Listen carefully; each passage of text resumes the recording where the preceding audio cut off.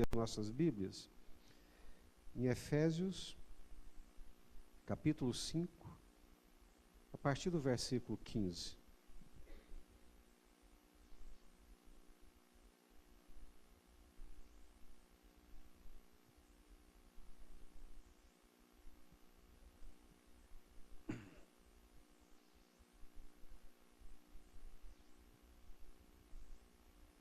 Efésios capítulo 5, a partir do versículo 15. Portanto, vede prudentemente como andais, não como nécios, e sim como sábios, remindo o tempo, porque os dias são maus. Por esta razão, não vos torneis insensatos, mas procurai compreender qual a vontade do Senhor. E não vos embriagueis com vinho, no qual há dissolução, mas enchei-vos do Espírito, falando entre vós com salmos, entoando e louvando de coração ao Senhor, com hinos e cânticos espirituais, dando sempre graças por tudo a nosso Deus e Pai, em nome de nosso Senhor Jesus Cristo, sujeitando-vos uns aos outros no temor de Cristo. Amém? Curva sua cabeça. Senhor, fala conosco, fala ao nosso coração nessa noite. O povo é do Senhor, a palavra é do Senhor, o Espírito é do Senhor. Todos nós, Senhor, que aqui estamos, assim como precisamos das nossas refeições diárias, assim como precisamos do alimento cotidiano, nós também precisamos da Tua palavra, que nos alimenta espiritualmente, que nos dá alento, que nos dá força, que nos dá vigor, que nos dá entendimento espiritual. Dá-nos a Tua palavra nessa noite, Senhor. Livra-nos de toda perturbação, de toda inquietação, e derrama sobre nós a Tua graça, é o que nós te pedimos e clamamos em nome do Senhor Jesus. Amém? Portanto, vede prudentemente como andais, não como nécios, e sim como sábios, remindo o tempo, porque os dias são maus. Por essa razão não vos torneis insensatos, mas procurai compreender qual a vontade do Senhor. Sabedoria, insensatez, necessidade e uma admoestação para sabermos como conduzir as nossas vidas. Os livros de sabedoria, especialmente Provérbios, Eclesiastes, e por que não dizer a Bíblia toda, sempre instam conosco para aprendermos o caminho da sabedoria. Nós aqui do Ocidente pensamos muito pouco nessa questão da sabedoria, porque a sabedoria é mais do que inteligência. A sabedoria é mais do que reter informações. A sabedoria implica muito mais do que simplesmente a esperteza, a perspicácia, o cérebro arguto, capaz de guardar e de reter muitas informações. Pela nossa própria estrutura educacional e por aquilo que nós valorizamos muito os alunos que conseguem reter informações e reproduzir essas informações. Nós passamos anos na escola, ensino fundamental, ensino médio, ensino superior. E a maioria de nós passamos todos esses anos apenas para aprender o que já foi aprendido, tentar compreender o que já foi compreendido. Poucos iluminados são que conseguem ir além da reprodução do conhecimento que lhe é passado, que lhe é ensinado. poucos conseguem romper o paradigma imposto e conseguem, de fato e de verdade, criar conhecimento, criar compreensão, inovar no conhecimento. Porque para nós ficamos limitados ao que nos é posto, ao que nos é ensinado, e quando nós conseguimos entender o que já foi entendido, compreender o que já foi compreendido, muitos se arrogam de sábios e acham que são os senhores da sabedoria. Sabedoria é muito mais do que reproduzir conhecimento, é muito mais do que reter informações, é muito mais do que uma quantidade de informações retidas. Sabedoria, segundo a Bíblia Sagrada, a palavra de Deus, é algo que vem de Deus. A verdadeira sabedoria, ela vem dos céus, ela não vem do banco da escola. A verdadeira sabedoria, ela não vem da quantidade de livros que nós lemos, não vem da quantidade de diplomas que nós penduramos na parede. A verdadeira sabedoria, ela pode acontecer na vida de uma pessoa que talvez nunca tenha se sentado num banco de uma escola. Mas se ela buscar a Deus, se ela entender a palavra de Deus, se ela compreender a palavra de Deus e sujeitar-se à palavra de Deus e aplicar a sua vida à obediência da palavra de Deus, ela será e crescerá em sabedoria, transformando-se numa pessoa sábia. A verdadeira sabedoria vem dos céus. A verdadeira sabedoria vem do Senhor. Então, vede prudentemente como andais. Não como necios, mas como sábios, remindo o tempo, porque os dias são maus. Paulo nos dá duas pistas para a sabedoria. Duas pistas. Primeiro é o entendimento do quanto o tempo é curto e passa rápido. O bem mais precioso que nós, como eu dizia aqui no início, o bem mais precioso que nós temos, e às vezes não valorizamos, é exatamente o tempo. O tempo é o bem mais precioso que nós possuímos. E às vezes eu fico pensando, meu Deus, como passa rápido. Como passa ligeiro. O verdadeiro sábio, ele vai entender essa questão da temporalidade.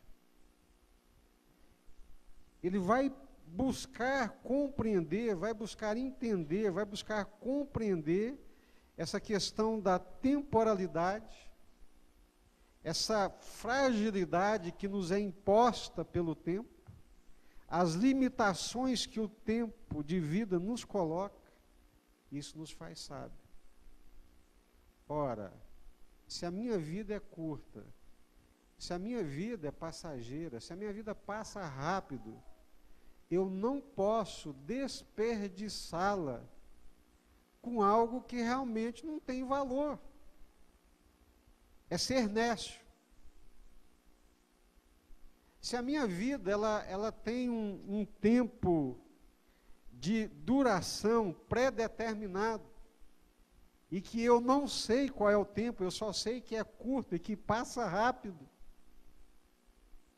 Então, eu não posso desperdiçar a minha vida com coisas que não honram a Deus, que não glorificam a Deus, que não exaltam a Deus. É isso que Paulo está dizendo. Vede prudentemente, olha, prudência. Como é que vocês estão andando? Não andem como nécios, mas como sábios, remindo o tempo, porque os dias são maus. Ou seja, entendendo o quanto a nossa vida passa e passa rapidamente. Eu não falo com arrogância, sei que tem muitas coisas que eu gostaria de fazer e que não fiz ainda na minha vida, mas eu não gostaria de fechar a fatura da minha existência com coisas pendentes. Eu não gostaria, Deus o sabe, eu não gostaria de fechar o caixão, né, o meu caixão, com coisas pendentes, com coisas mal resolvidas ou por coisas por resolver ou a serem resolvidas. É insensatez, é loucura. Eu também peço a Deus, eu sei que é pela graça de Deus e pela oração, mas eu não gostaria de encerrar a minha vida com a sensação de que eu não fiz, de que eu não cumpri aquilo que Deus esperava que eu cumprisse, ou aquilo que eu poderia cumprir se fosse fiel, se fosse submisso, se fosse maleável, se fosse flexível, se fosse não como o asno de dura cerviz, mas se fosse alguém maleável, não de queixo duro, que ouvisse e obedecesse à voz de Deus. Então vede como andais, como estão andando, não como nécios, mas como sábios. A sabedoria vem de Deus, a sabedoria, ela procede dos céus, e ela está relacionada ao tempo que é curto, está relacionado ao entendimento de que os dias são maus, está relacionada à compreensão da vontade de Deus. Sábio é aquele que busca viver integralmente e plenamente a vontade de Deus. Essa é a verdadeira sabedoria. Essa é a verdadeira humildade. Que não vive segundo a sabedoria do mundo, que não vive segundo os valores do mundo, que não vive segundo conceitos humanos, mas que vive segundo conceitos, proposições, valores da vontade de Deus, revelados na palavra de Deus, revelados por Deus, numa vida de comunhão, de relacionamento com Deus. Isso é sabedoria, né? Por isso que até nisso nós nos enganamos, né? Às vezes nós reputamos por humildes pessoas que não têm humildade nenhuma. Às vezes reputamos por sábios pessoas inteligentes segundo o mundo, mas não possuem a sabedoria de Deus, a sabedoria celestial. Primeira coisa, sabedoria de Deus, porque a vida é curta, os dias são maus, e essa sabedoria está relacionada à vontade do Senhor. Segunda coisa, dando sempre graças por tudo a nosso Deus e Pai, em nome de nosso Senhor Jesus Cristo. Dando sempre graças por tudo. Eu fico pensando, como é possível dar graças por tudo? Como é possível dar graças por tudo? Os irmãos sabem, há alguns anos atrás, eu compartilhei aqui, e virou até um fato nacional também. Alguns anos atrás eu fui convidado para falar para os pastores de Rondônia. Era a Assembleia Geral dos Pastores, da Ordem de Pastores Batistas Nacionais de Rondônia. Eu já saí daqui à noite, amanheci lá, eles me recolheram no aeroporto, em Porto Velho, e me levaram para uma cidade, a mais ou menos 500 quilômetros de Porto Velho.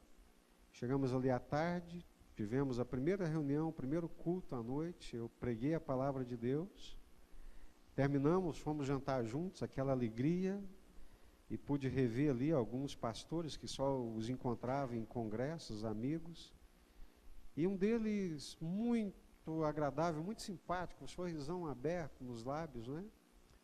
E ali a gente jantando, ele terminou, falou: pastor, eu quero que o senhor venha pregar aqui na minha igreja em maio, numa conferência missionária. Nós vamos fazer uma conferência missionária e eu gostaria muito que o senhor viesse aqui nessa conferência missionária. Isso nós estávamos em novembro, né? E no dia seguinte, reunimos novamente, tomamos café junto, almoçamos, e quando nós regressamos para Porto Velho. Quando nós passamos pela rodovia, nós vimos uma batida, 2 carros, né, que bateram frontalmente, e um dos carros incendiou completamente, chega a derreter os pneus, e nós fomos embora. E chegando em Porto Velho, um grupo de pastores não chegava, até que nós descobrimos que era aquele carro que tinha incendiado. E ali 5 pessoas morreram, 5 pastores morreram incendiados, carbonizados, que foram reconhecidos só mesmo por arcada dentária, por teste de DNA, caixão lacrado. Primeira coisa, como explicar isso, como entender isso? Eu, na minha lógica humana, eu gostaria que coisas ruins só acontecessem com pessoas ruins. Tem tanta gente ruim nesse mundo, tem tanta gente perversa, por que as coisas ruins não acontecem com elas? Ou, fazendo a pergunta ao revés, por que coisas ruins acontecem com pessoas boas? Por que coisas ruins acontecem com pessoas que amam a Deus, que temem a Deus e que servem a Deus de todo o coração?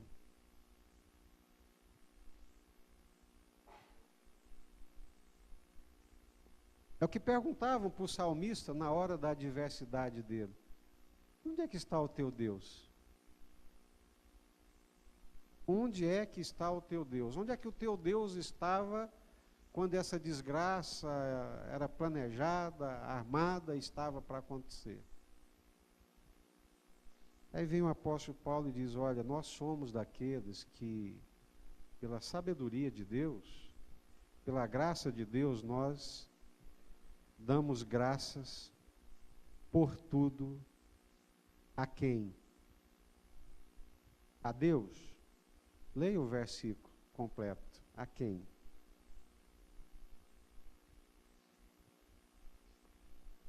A nosso Deus e Pai. Nós temos um Deus que é nosso Pai. Quem tem filho aqui? Levanta a mão. Pode abaixar. Você seria capaz de ficar sem comer para que seu filho tivesse comida? Se seu filho, se você estivesse ali, você e seu filho, e você sabia que só dava para escapar um, não dava para escapar os 2, quem você escolheria para viver? Você mesmo ou seu filho? Eu acredito que todos nós escolheríamos o nosso filho.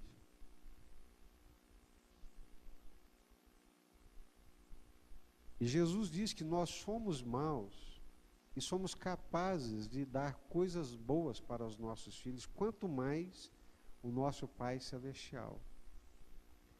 Então, nós só podemos dar graças a Deus em tudo quando nós confiamos de todo o nosso coração no amor e na bondade de Deus por nós.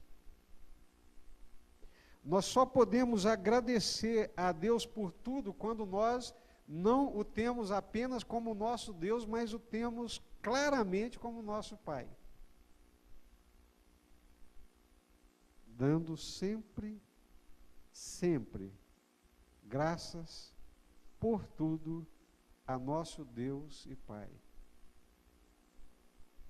Só é possível se houver da parte de Deus aqui, olha, uma quebra de fortaleza na nossa mente, daqui até lá no nosso pai Adão, porque a Eva pecou, porque ela desconfiou de Deus, porque ela não se entregou à bondade de Deus, ela não se entregou, ela não se lançou plenamente nos braços de Deus, confiando plenamente na bondade de Deus. Então nós só conseguimos dar sempre graças por tudo a nosso Deus e Pai, quando nós entendemos que Ele é o nosso Pai. Eu não sei para quem eu estava contando outro dia, não é? Mas eu sempre costumava colocar os meninos na cama E sempre era um momento assim muito bom quando eu podia fazer isso. Porque eu recebia muito deles e também eu lhes oferecia muito. Era quando eu contava alguma história, né, às vezes repetida, mas contava uma história. E um dia, ali colocando a Débora na cama, ela me abraçou naquele gesto infantil, inesquecível, que nada na vida pode apagar. Ela me abraçou, e me abraçou assim com muita força, e falou assim: pai, se eu pudesse, eu te colocava dentro do meu coração.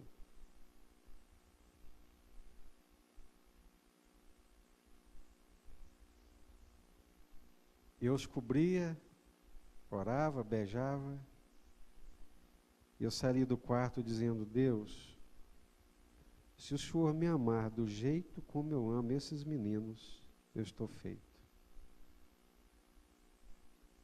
Se o Senhor me amar do jeito que eu amo os meus filhos, eu não preciso de mais nada, estou seguro.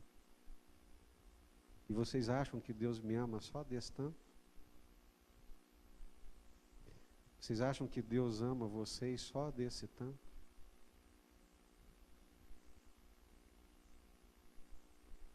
Por isso que Jesus disse que João 15 é viver nele, andar nele, é viver no amor dele, é viver no amor de Deus, é sentir-se envolvido por esse amor de Deus, por essa graça de Deus, por esse favor de Deus. Deus me ama. Deus me ama mais do que as circunstâncias. Infelizmente, coisas ruins podem acontecer com pessoas boas. Infelizmente, coisas desagradáveis podem acontecer com servos de Deus, com servas de Deus, fiéis, fidelíssimos ao Senhor. Porque, eu digo isso porque às vezes a nossa teologia é a teologia de Jó.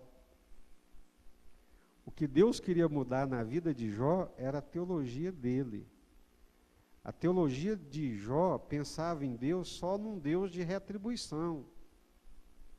A teologia de Jó não alcançava a graça de Deus. A teologia de Jó e dos seus amigos era: por que sendo eu justo, não tendo pecado, por que eu estou sofrendo tudo isso? Por que eu estou passando por isso? O que eu fiz de errado? Onde é que eu pequei? Onde é que está o meu erro? Onde eu errei? Certamente eu nunca tinha lido o Salmo 103, né? Talvez não tivesse sido escrito ainda nos dias de Jó. O Senhor não nos trata segundo os nossos pecados e nem nos retribui consoante as nossas iniquidades. É graça. Agora, alcançar essa graça é muito difícil para a natureza humana arrogante, acostumada ao mérito,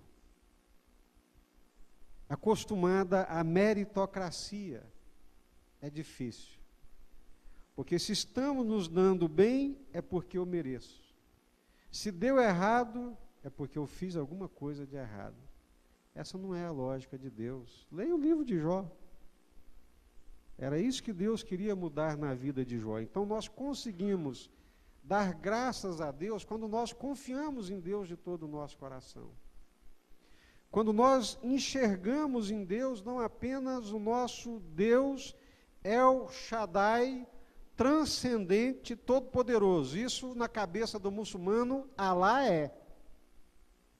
Eles só não conseguem entender e jamais conseguirão alcançar um Deus de graça, um Deus amoroso, um Deus bondoso, que nos trata como filhos e que admite e permite ser chamado de Pai. Senhor, ensina-nos a orar. Nós queremos aprender a orar. Quando orardes, orareis assim, que? Pai nosso. Pai nosso. que estais nos céus.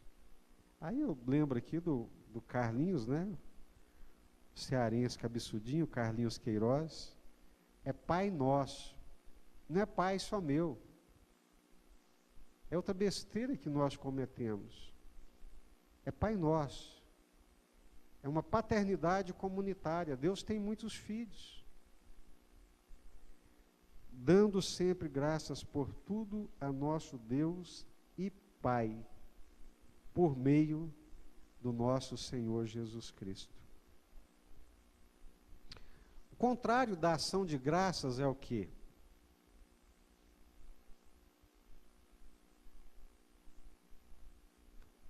A murmuração, a queixa, a murmuração, o lamento, a amargura velada dentro do coração, o rancor velado e escondido dentro do coração. Pessoas amargas, amarguradas, que se sentem machucadas pela vida e que se agarram à sua dor e que abraçam com a sua dor e que se alimentam da sua dor, não conheceram e não desfrutam plenamente da graça de Deus. Ainda não foram inundados, varridos, sabe, encharcados pela graça de Deus. Porque quando a graça de Deus invade o nosso coração e que nós temos essa convicção espiritual, celestial, existencial, não apenas racional, não apenas intelectual, mas com todo o nosso ser, que Deus nos ama, que Deus é conosco, que Deus se importa com a gente, que Deus sabe perfeitamente o que está acontecendo conosco, que Deus não está indiferente, que Deus não está alheio à nossa dor, que Deus é um Deus presente. Aí a graça de Deus está borbulhando. Mas quando nós nos apegamos às nossas queixas, lamentos, dores, e achamos que a nossa vida é uma desgraça, ou a pior vida da face da terra, realmente ela é, porque ainda não desfrutou da graça de Deus. Queixas, lamentos, murmurações. Como escapar disso? Como escapar da raiz de amargura? Nós somos humanos e temos sentimentos. E somos feridos nos nossos sentimentos muitas vezes. Quando somos decepcionados, quando somos frustrados, quando somos traídos, isso amarga o coração. E se transforma numa raiz que tende a se enraizar. Como se livrar disso? Enchendo-vos do Espírito Santo. Quando o Espírito Santo invade o coração, e quando o Espírito Santo preenche o coração, eu aprendi isso nos primeiros meses, talvez ano da minha conversão. Era um livretozinho com desenho de 2 corações. Um coração estava cheio de bichos, cobras e largatos. E lá dizia, esse é o seu coração. Aí depois mostrava esse coração sendo cheio do Espírito Santo. E quando o Espírito Santo invadia o coração e enchendo o coração, cobras, largatos, amargura, queixas, revoltas, ressentimentos, tinha que bater em retirada. É possível viver uma vida cheia da graça, dando sempre graças por tudo a nosso Deus e Pai. Quando nós nos enchemos do Espírito Santo, quando nós permitimos o Espírito Santo nos encher, quando nós nos rendemos à paternidade de Deus, quando nós nos rendemos à paternidade de Deus e confiamos que Deus não é apenas esse Deus grandioso, soberano, transcendente, mas também é um Deus que se importa comigo, é um Deus imanente, É um Deus que vem até nós, na pessoa do Senhor Jesus Cristo. Primeira coisa, sabedoria. Segunda coisa, graças. E eu fico pensando nisso porque ainda ontem, parece ironia, o Frank e a Robilena estiveram aqui. Semana passada, os irmãos sabem da história. Ela veio lá da região Calunga para cá, grávida, barrigão grande, né, para ganhar o nenê, fez todos os exames na segunda-feira, bebê normal, tudo certinho, muito bem cuidada não pelo profissionalismo, mas pelo amor do irmão que cuidou dela como irmão em Cristo e como uma serva de Deus, né, ou seja, o melhor cuidado possível. E quando foi na quinta-feira que abriram a barriga e tiraram o neném estava morto.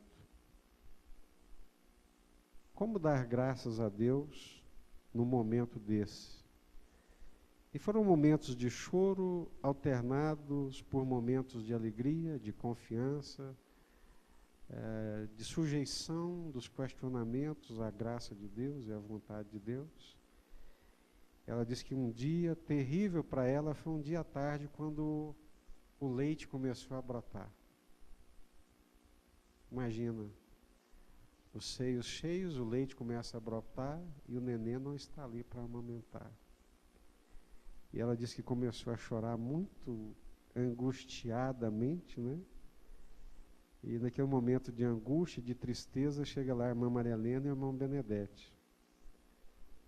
E o Benedete vira para ela e fala assim: Robilene, é fácil agradecer a Deus as coisas que nós recebemos. Mas é muito difícil agradecer a Deus as coisas que nós não recebemos. Aquilo que nós gostaríamos de receber, a bênção que nós gostaríamos de receber e não recebemos. Ela disse que bastou aquela palavra, foi suficiente para ela. Falou assim: é verdade. Mas eu quero agradecer a Deus por aquilo que eu não recebi. Eu quero agradecer a Deus não somente pelas bênçãos recebidas, não somente pelas expectativas concretizadas, mas eu quero agradecer a Deus pelas bênçãos não recebidas, pelas expectativas não realizadas e não concretizadas. Graça de Deus. Confiança em Deus, que se sobrepõe à razão, que se sobrepõe aos porquês da existência. Por que que isso aconteceu comigo? Por que que isso está acontecendo comigo? Era tudo o que eu temia, que eu nunca imaginava que pudesse acontecer. Dando sempre graças por tudo a nosso Deus e Pai. Sempre. Sempre. Implica tempo. Está presente aqui a questão temporal. Sempre. Sempre, em todas as situações, em todas as ocasiões e por tudo que vier nos acontecer. Amém? Estamos encerrando o ano de 2014. Chegamos aqui pela graça de Deus. Amém? Você pode dar graças a Deus pelo ano de 2014? Ou esse é um daqueles anos que você queria riscar da sua vida, da sua existência, do seu calendário? Talvez seja. Talvez tenha sido o pior ano da sua vida. Mas o Senhor, o seu Pai, que te ama muito mais do que o tanto que você ama os seus filhos, Ele te ama. E nada do que aconteceu nesse ano de 2014 aconteceu sem primeiro ter passado por Ele. Nada nada entrou na nossa vida, entrou na nossa casa, sem que primeiro tenha passado pelo Senhor. Vamos agradecer a Deus por esse ano de 2014, por tudo que nos aconteceu, por tudo que vivenciamos,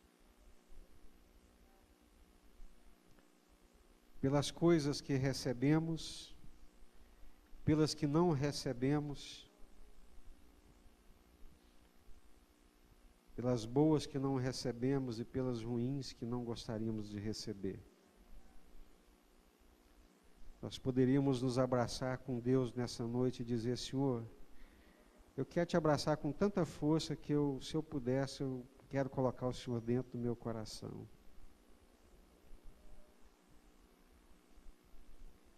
Deus tem afetos. Deus não é um bloco de gelo. Deus tem sentimento. Deus se alegra. Deus se entristece. Jesus chorou por causa de Lázaro, comovido com a dor dos judeus. Quando ele chegou ali e viu a desgraça que a morte é, viu as pessoas chorando, Jesus se comoveu, Jesus chorou. Deus se importa. Deus tem sentimentos. E conosco, que somos dele por Cristo Jesus, ele tem um sentimento conosco de Pai. De Pai. Glória a Deus. Glória a Jesus.